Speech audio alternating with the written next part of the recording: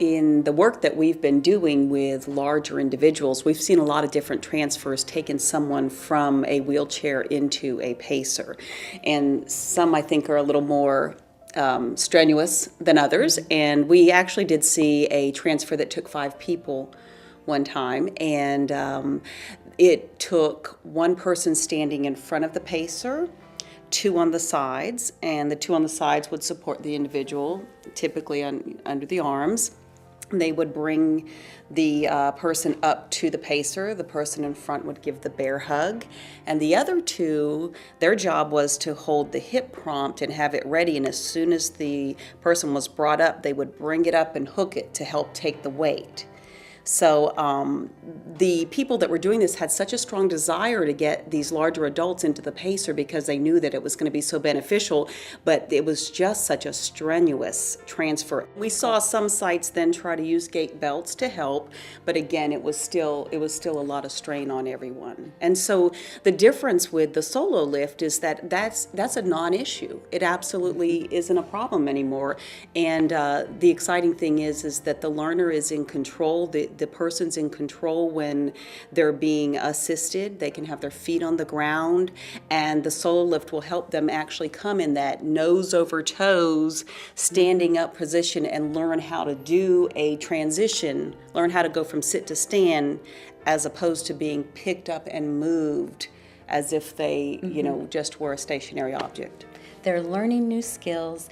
They're getting the benefits of weight bearing, so we're improving bone health, and they're strengthening the muscles as they move through sit to stand. So it's much more beyond just a transfer device. Right. Mm-hmm. It's really rehabilitating and teaching skills. And there really isn't anything else out there that offers this opportunity.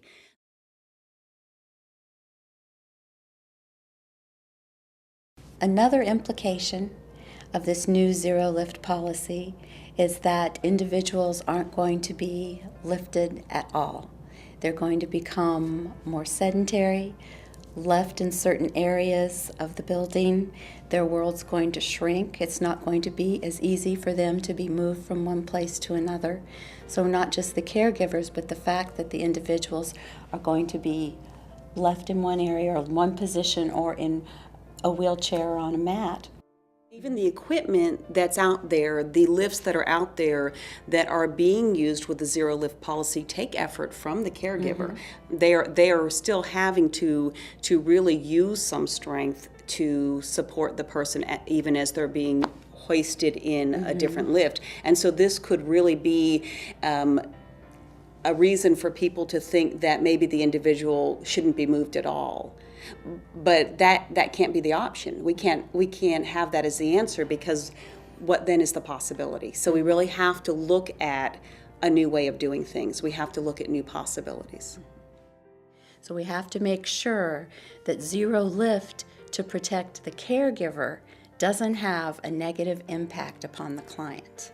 And I think that's where the solo lift can come in with a zero lift policy. Because it really can address that. It can address the zero lift because it's so easy for the caregiver to use that. And we've seen a lot of people use it by themselves. Sometimes the larger individual, they might want one other person standing there just for security, but one person can actually help an individual do a transfer. And it can even be an individual who is not able to take any weight on their feet, because the solo lift will allow you to help someone transfer in a more sitting position.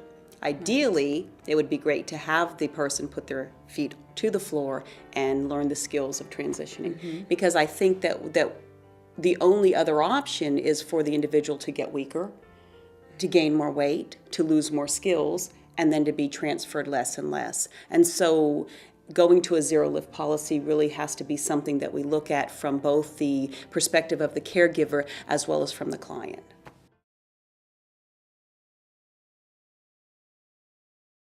As excited as I am about the solo lift, I really think that maybe the word lift isn't really the right word for that, because it's really more than lifting. It's more than a lift. It really is I think, a teaching tool.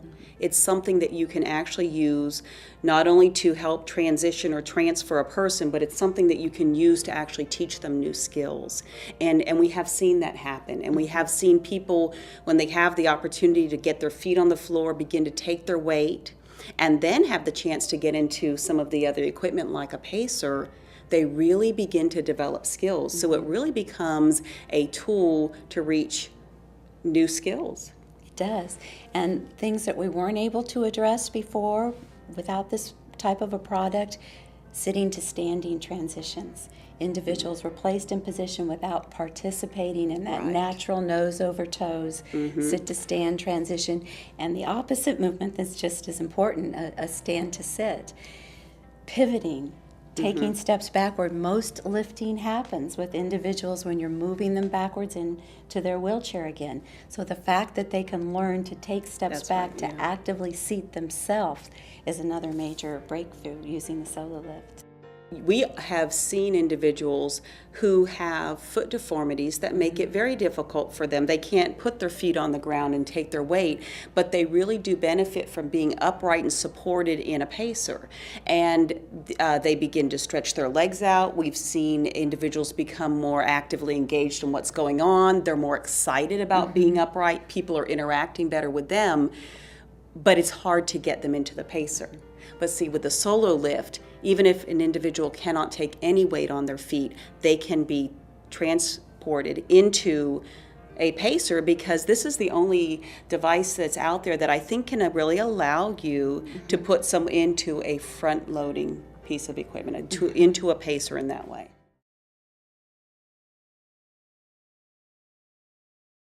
It's easily adjustable to use with multiple clients, so that's a cost saver right there. And you're only using it for a few minutes with the person, and then it's free and available to go to the next individual. Right.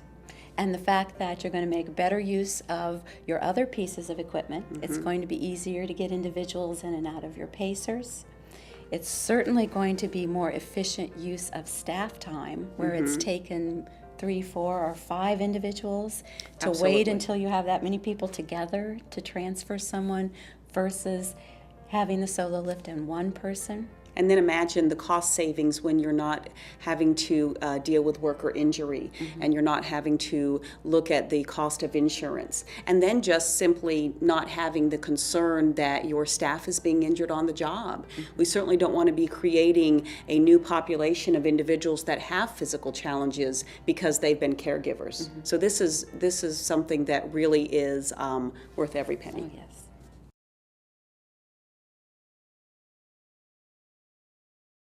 I think that what physical therapists need to know about the solo lift is, first of all, the comfort and the security of the solo vest, how that just facilitates so many other movements. So you start with that comfortable, secure vest, and then you move towards skills and participation, and those are those transition and weight-bearing movements. Those are probably the 2 biggest things that are very meaningful to physical therapists. Not only am I getting my patient in weight-bearing beneficial positions, but is it comfortable for them? And the solo and safe. And safe.